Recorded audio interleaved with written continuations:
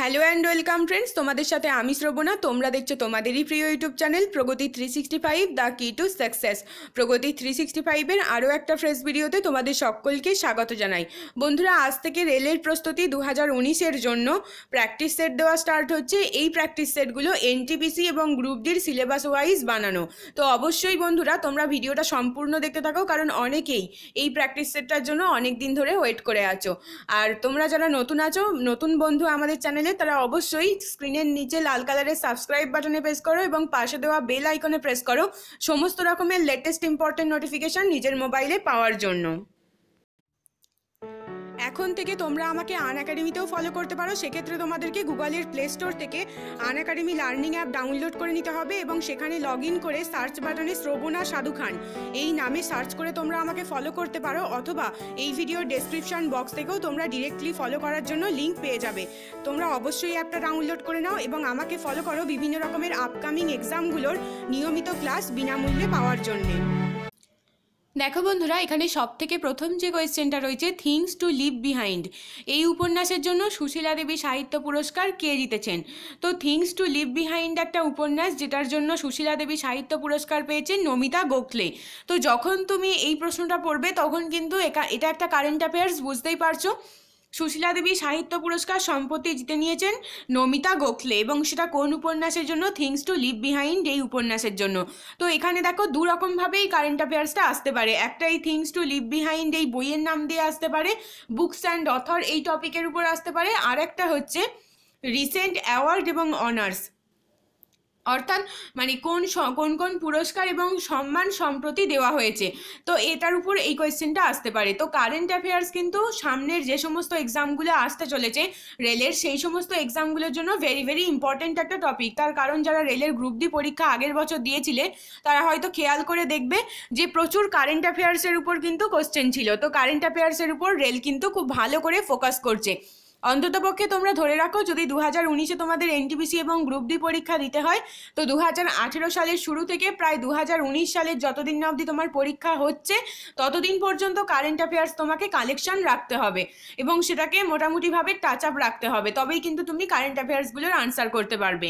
Next যে কোয়েশ্চেনটা রয়েছে, কোন শহরে ট্রাফিক পুলিশ একটি সড়ক নিরাপত্তা রোবট রোডিও অন্তর্ভুক্ত করেছেন?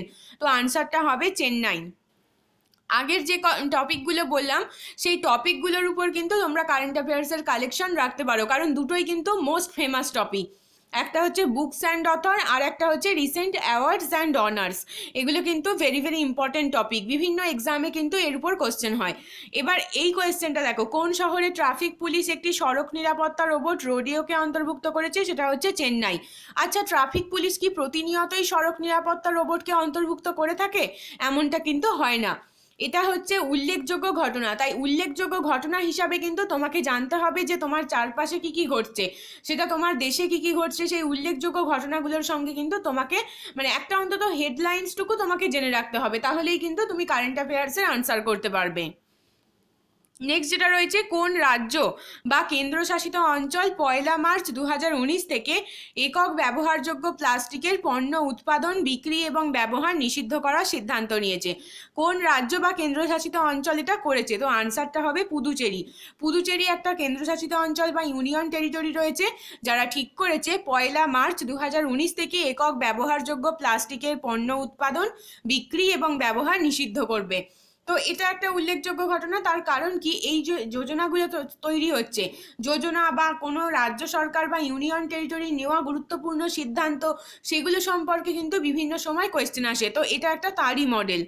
নেক্সট যেটা রয়েছে, ভারতের বৃহত্তম স্টার্ট আপ ইকোসিস্টেম নিম্নলিখিত রাজ্যের মধ্যে কোনটিতে উদ্বোধন করা হয়েছে? ভারতের বৃহত্তম স্টার্ট আপ ইকোসিস্টেম এটা সম্প্রতি কেরলে উদ্বোধন করা হয়েছে। অপশন নাম্বার বি হয়ে যাবে আনসার। দেখো বন্ধুরা, ভারতের বৃহত্তম স্টার্ট আপ ইকোসিস্টেম এটাও কিন্তু একটা উল্লেখযোগ্য ঘটনা। তো এটা যে রাজ্যতে হচ্ছে সেটা হচ্ছে কেরলে এটার উদ্বোধন করা হয়েছে। নেক্সট যেটা রয়েছে, উপরাষ্ট্রপতি ভেঙ্কাইয়া নাইডু সম্প্রতি 4র্থ আন্তর্জাতিক কাইট ফেস্টিভ্যাল এবং 2য় আন্তর্জাতিক মিষ্টি উৎসব কোথায় উদ্বোধন করলেন? আনসারটা হবে সেকেন্দ্রাবাদ। মানে 4th edition of international kite festival এবং দ্বিতীয় আন্তর্জাতিক মিষ্টি উৎসব। এ দুটোর উদ্বোধন করেছেন কে? উপরাষ্ট্রপতি ভেঙ্কাইয়া নাইডু। বর্তমানে কে কোন পদে রয়েছে সেটার কিন্তু কারেন্ট আপডেট সর্বদা রাখবে, এটা একটা ব্যাপার। আর সেকেন্ড ব্যাপার হচ্ছে এই সমস্ত যে ইম্পর্টেন্ট ফেস্টিভ্যালগুলো হচ্ছে, ফেস্টিভ্যাল, সামিট, অধিবেশন, বৈঠক যেগুলো ইম্পর্টেন্ট সেগুলো কিন্তু মোটামুটিভাবে জানতে হবে। তো সেই সব নিয়েও কোয়েশ্চেন থাকে। নেক্সট যেটা রয়েছে, মন্ত্রিসভা সম্প্রতি কোন দেশের মধ্যে মাইন টেস্টিং এবং গবেষণা কেন্দ্রের নিরাপত্তা সম্পর্কিত মৌ অনুমোদন করেছে? আনসারটা হবে অস্ট্রেলিয়া। অস্ট্রেলিয়ার মধ্যে মাইন টেস্টিং এবং গবেষণা কেন্দ্রের নিরাপত্তা সম্পর্কিত মৌ সম্প্রতি মন্ত্রিসভা অনুমোদন করেছে। বিভিন্ন দেশের সঙ্গে বিভিন্ন সময়ে কিন্তু মৌ স্বাক্ষরিত হয়, তো সেই মৌ স্বাক্ষরিত হচ্ছে কি বিষয় নিয়ে হচ্ছে এবং কোন দেশের সঙ্গে হচ্ছে, এই দুটো জানা দরকার। তো এই দুটো জানলেই তুমি কিন্তু মোটামুটিভাবে আনসার করতে পারছো। নেক্সট যেটা রয়েছে, ব্রিটেনের বর্তমান প্রধানমন্ত্রীর নাম কি? Theresa May. থেরেসা মে হচ্ছে ব্রিটেনের বর্তমান প্রধানমন্ত্রী। ম্যাক্সিমাম সময় যখন এই ধরনের কোয়েশ্চেন আসে তখন কিন্তু মানে মোটামুটিভাবে সেইগুলোই আসে যারা সম্প্রতি সফর করেছে ভারতবর্ষে, অথবা ভারতবর্ষ থেকে কেউ সেই দেশে সফর করেছে সম্প্রতি, এরকম যদি হয় তাহলে কিন্তু এই ধরনের কোশ্চেন আসতে পারে। তো তাদের নামগুলো আমাদের একটু জেনে রাখতে হবে। কোন রাজ্য সম্প্রতি 50,000 কোটি টাকার কৃষি ঋণ মুক্তি প্রকল্প জয় কিষাণ ঋণ মুক্তি যোজনা শুরু করলো? সেটা হচ্ছে মধ্যপ্রদেশ। 50,000 কোটি টাকার কৃষি ঋণ মুক্তি প্রকল্প জয় কিষাণ ঋণ মুক্তি যোজনা। তো যে যে রাজ্যগুলো বিভিন্ন ধরনের ইম্পর্টেন্ট যোজনা চালু করছে, কেন্দ্রীয় সরকারের যোজনাগুলো তো মোস্ট ইম্পর্টেন্ট, সেগুলো তো জানতেই হবে। এর সঙ্গে সঙ্গে নিজের রাজ্যেরগুলো জানতে হবে, ওয়েস্ট বেঙ্গল থেকে যেগুলো আছে এবং অন্যান্য যে সমস্ত, কারণ ওয়েস্ট বেঙ্গলের ক্যান্ডিডেট অনেক আছে যারা ওয়েস্ট বেঙ্গলের বিভিন্ন পরীক্ষার জন্য ফর্ম ফিল আপ করেছে, তাদেরও কারেন্ট অ্যাফেয়ার্স আপডেট রাখতে হবে। তো সেক্ষেত্রে ওয়েস্ট বেঙ্গলেরগুলো ইম্পর্টেন্ট। আদারওয়াইজ অন্যান্য যে সমস্ত স্টেট থেকে ইম্পর্টেন্ট কিছু যোজনা বেছে নিতে হবে এবং সেগুলো কিন্তু রেডি করতে হবে। বেসামরিক বিমান পরিবহন মন্ত্রী সুরেশ প্রভু সম্প্রতি কোথায় গ্লোবাল অ্যাভিয়েশন সামিট 2019-এর উদ্বোধন করলেন? 2019-এর উদ্বোধন করলেন গ্লোবাল অ্যাভিয়েশন সামিট, যেটা মুম্বাইতে তিনি উদ্বোধন করেছেন। তো দেখো বন্ধুরা, এই যে কারেন্ট অ্যাফেয়ার্সগুলো আমরা দেখলাম, 10টা কারেন্ট অ্যাফেয়ার্স, তো এই ধরনের কারেন্ট অ্যাফেয়ার্সগুলো সব থেকে ভালো হয় দেখবে সাপ্তাহিক বিভিন্ন রকমের কারেন্ট অ্যাফেয়ার, বিভিন্ন ধরনের পেপার বেরোয়, জব আপডেট থাকে, এরকম ধরনের উইকলি পেপার বেরোয়। তো সেখানে দেখবে একটা কারেন্ট অ্যাফেয়ার্সের পেজ থাকে আলাদা করে, যেখানে ডেসক্রিপটিভ ওয়েতে কারেন্ট অ্যাফেয়ার্স লেখা থাকে। তো সেখান থেকে তুমি শুধু হেডলাইন্সগুলো বেছে নিতে পারো এবং আমরা যে টপিকগুলো ইম্পর্টেন্ট বলছি সেই টপিকগুলো ধরে তোমরা এগোতে পারো। একটা পেন্সিল নেবে, যখন পড়বে একটা পেন্সিল নেবে, শুধু একটা লাইন ওখান থেকে বেছে নেবে, ইম্পর্টেন্ট লাইনটা। ধরো এখান থেকে যদি আমরা দেখি, বেসামরিক বিমান পরিবহন মন্ত্রী সুরেশ প্রভু সম্প্রতি কোথায় গ্লোবাল অ্যাভিয়েশন সামিট 2019-এর উদ্বোধন করলেন? মুম্বাই। তো এটা যখন তুমি পড়বে, এটা যখন তুমি দেখবে কারেন্ট অ্যাফেয়ার্স হিসাবে এসছে, তখন তুমি মোটামুটিভাবে জানলে যে গ্লোবাল এভিয়েশন সামিট 2019 কোথায় অনুষ্ঠিত হয়েছে, কোথায় উদ্বোধন করেছেন? মুম্বাইতে উদ্বোধন হয়েছে। আর কে করেছেন? সেটা হচ্ছে বেসামরিক বিমান পরিবহন মন্ত্রী সুরেশ প্রভু। এটা মোটামুটি তোমরা যদি দেখো 1 লাইন কি 2 লাইন করলেই তোমার হয়ে যাচ্ছে। তুমি শুধু পেন্সিল দিয়ে সেই জায়গাটা দাগ দিয়ে রাখবে এবং পেপারটা তোমার কাছে রাখবে। তারপর রেগুলার অফ টাইমে সেগুলো তুমি দেখতে থাকবে। এইভাবেই কিন্তু কারেন্ট অ্যাফেয়ার্স মনে থাকে। কারেন্ট অ্যাফেয়ার্স তুমি যখন মুখস্থ করতে যাবে তখন কিন্তু সেটা তোমার মনে থাকবে না। কারেন্ট অ্যাফেয়ার্সে অনেক শক্ত একটা টার্ম থাকে, যেগুলো নাম থাকে, যেগুলো মনে রাখা সত্যিই কঠিন। কিন্তু এইভাবে যদি তুমি গল্পের মতন করে পড়তে থাকো তাহলে কিন্তু দেখবে তোমার ভালো লাগছে পড়তে এবং তোমার মনেও থাকছে। আর সব থেকে বড় কথা, যে জিনিসটায় তোমার ইন্টারেস্ট হবে সেখানে কিন্তু ডেসক্রিপটিভ হয়েতে থাকে, তাই তুমি একটুখানি পড়ে নিলে ব্যাপারটা তোমার কিন্তু মাথা থেকে যাবে জিনিসটা। নেক্সট প্রশ্নে চলে আসবো, বিজয়নগর সাম্রাজ্যে কটা হিন্দু রাজ্য রাজত্ব করে? আনসার হবে 4টি। দেখো ইতিহাস থেকে বিভিন্ন কোশ্চেন এসছে, ভূগোল থেকে কোশ্চেন এসছে, তো এই ধরনের কোশ্চেনগুলো কিন্তু থাকবে। ইতিহাস, ভূগোল এবং দুটো সায়েন্স খুব ভালো করে রাখতে হবে। চান্দেরির যুদ্ধ কাদের মধ্যে সংঘটিত হয়েছিল? আনসারটা হবে বাবর এবং মেদিনী রাও। শেরশাহের বাল্য নাম কি ছিল? শেরশাহের বাল্য নাম ছিল ফরিদ খাঁ। আকবরের রাজস্ব বিভাগের পরামর্শদাতা কে ছিলেন? আনসারটা হবে টোডরমল। টোডরমল ছিলেন আকবরের রাজস্ব বিভাগীয় মন্ত্রী। কাবুলাবাগ মসজিদ কে নির্মাণ করেন? কাবুলাবাগ মসজিদ নির্মাণ করেছিলেন বাবর। নেক্সট প্রশ্নে আসবো, জাহাঙ্গীরের রাজসভায় কোন ইংরেজ দূত এসেছিলেন? আনসার হবে ক্যাপ্টেন হকিন্স। শীষমহল কে নির্মাণ করেন? আমরা যদি দেখি বিভিন্ন সময়ে যে সমস্ত মুঘল আমলে যদি আমরা দেখি স্থাপত্য ভাস্কর্য প্রচুর পরিমাণে নির্মিত হয়েছিল শাহজাহানের সময়, তো এই শীষমহলও কিন্তু শাহজাহানের তৈরি। সেই সময় আমরা দেখেছি তাজমহল হয়েছে, ময়ূর সিংহাসন তৈরি হয়েছে, এছাড়াও নহরি বেহেশতে বা স্বর্গীয় খাল তিনি খনন করেছিলেন। তো এই সমস্ত গুরুত্বপূর্ণ কাজগুলো, গুরুত্বপূর্ণ স্থাপত্য ভাস্কর্যগুলো সব শাহজাহানের সময়ে হয়েছিল। নেক্সট যেটা রয়েছে, আলমগীরনামা কে রচনা করেন? আলমগীরনামা রচনা করেছিলেন মোহাম্মদ কাজিম। এই আলমগীর আমরা যদি দেখি, আলমগীর কার উপাধি ছিল বলতো? এটা ঔরঙ্গজেবের উপাধি ছিল, তো এটাও মনে রাখতে হবে। শিবাজির গুরুর নাম কি ছিল? শিবাজির গুরুর নাম ছিল গুরু রামদাস। কবে বন্দিবাসের যুদ্ধ হয়েছিল? 1760 খ্রিস্টাব্দে। পঞ্চকয়ের প্রচলন কে করেছিলেন? পঞ্চকয়ের প্রচলন করেছিলেন গুরু গোবিন্দ সিং।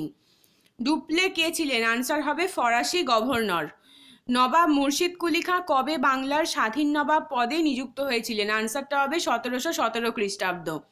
সিরাজের হাত থেকে কোন ইংরেজ নৌসেনাপতি কলকাতা পুনরুদ্ধার করেন? ওয়াটসন সিরাজের হাত থেকে কলকাতাটাকে পুনরুদ্ধার করেছিলেন, যিনি একজন নৌসেনাপতি ছিলেন। প্রজেক্ট টাইগার কত সালে চালু হয়েছে? আনসারটা হবে 1973 সালে।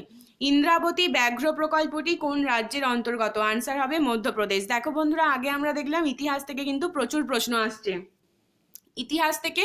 ইতিহাস তোমাদের এই জিকের যে পোর্শনটা রয়েছে, গ্রুপ ডি বলো কি এনটিপিসি বলো, জিকের যে পোর্শনটা রয়েছে ইতিহাস থেকে, তার মধ্যে থেকে কিন্তু ইনক্লুডিং কোয়েশ্চেন থাকবেই থাকবে। তো এর জন্য তোমরা মাধ্যমিক লেভেলের টেক্সট বইটা খুব ভালো করে পড়ে নাও। যদি প্রথমে টেক্সট পড়তে যদি অসুবিধা হয়, তাহলে চ্যাপ্টার ওয়াইজ শর্ট কোশ্চেনগুলো রেডি করে নাও। প্রত্যেকটা চ্যাপ্টার থেকে শর্ট কোশ্চেনগুলো রেডি করে নিলেও দেখবে প্রচুর প্রশ্ন তুমি কমন পাচ্ছ যখন তুমি প্র্যাকটিস সেট অ্যাটেন্ড করবে। তো এইভাবেই কিন্তু করতে থাকো। ইতিহাস, ভূগোল আর দুটো সায়েন্স, এগুলো থেকে যখন তুমি মাধ্যমিক লেভেল কমপ্লিট করে ফেলবে, দেখবে বেশিরভাগ কোশ্চেনগুলোই তুমি অ্যাটেন্ড করতে পারছো। এটা ছাড়া তোমাকে আর যেটা করতে হবে, প্র্যাকটিস সেট প্রচুর পরিমাণে করতে হবে, আর তোমাকে স্ট্যাটিক জিকে আর কারেন্ট অ্যাফেয়ার্সটা এক্সট্রা করে করতে হচ্ছে। ব্যাস, তোমার জিকে কিন্তু পুরো সিলেবাস কমপ্লিট হয়ে যাবে এইভাবে। নেক্সট যেটা রয়েছে, বর্তমানে মরুকরণে সবথেকে ক্ষতিগ্রস্ত মহাদেশ কোনটা? আফ্রিকা। ইছামতি নদীর তীরে লবণাক্ত জলের ভেড়িতে কোন মাছের প্রচুর চাষ হয়? চিংড়ি মাছের প্রচুর চাষ হয় ইছামতি নদীর ধারে লবণাক্ত জলের ভেড়িতে। কোনটা? বিয়োজক হচ্ছে ছত্রাক এবং ব্যাকটেরিয়া। আলু বীজ কোন পদ্ধতিতে সংরক্ষণ করা হয়? ইন ভিট্রো পদ্ধতিতে আলু বীজ সংরক্ষণ করা হয়। শ্বাসমূল এবং ঠেসমূল কোথায় দেখা যায়? লবণাক্ত উদ্ভিদে, কারণ লবণাক্ত মাটিতে যে সমস্ত উদ্ভিদ বেড়ে ওঠে তাদের শ্বাসমূল এবং ঠেসমূল দেখা যায়। এদেরকে এক কথায় ম্যানগ্রোভ উদ্ভিদও বলা হয়। ভারতের শ্রেষ্ঠ ম্যানগ্রোভ অরণ্য কোনটা? সুন্দরবন, কারণ সুন্দরবন বঙ্গোপসাগরের খুব কাছাকাছি এবং সেখানকার মাটি লবণাক্ত, তো সেখানে লবণাম্বু উদ্ভিদ খুব সহজেই বেড়ে ওঠে। কত সালে সুন্দরবন ব্যাঘ্র প্রকল্প গৃহীত হয়? 1973 সালে। অপশন নাম্বার বি হয়ে যাবে আনসার। কর্করীয় খাদ্য শৃঙ্খল কাকে বলে? বিয়োজকদের বলা হয় কর্করীয় খাদ্য শৃঙ্খল। নিউডেশন কথার অর্থ কি? আবরণহীন অঞ্চল। অক্সিজেন এবং নাইট্রোজেন এগুলো আসলে কি? এগুলো হচ্ছে ম্যাক্রো পরিপোষক। ম্যাক্রো পরিপোষক বলা হয় অক্সিজেন এবং নাইট্রোজেন গ্যাসকে। আর মাইক্রো পরিপোষক তাহলে কি? লোহা, তামা, এগুলোকে বলা হচ্ছে মাইক্রো। এজি ট্যান্সলের লেখা লিখিত যে বইটা রয়েছে সেটার নাম কি? আনসার হবে ইকোলজি। এজি ট্যান্সের লেখা বইটা হচ্ছে ইকোলজি, বিখ্যাত বই।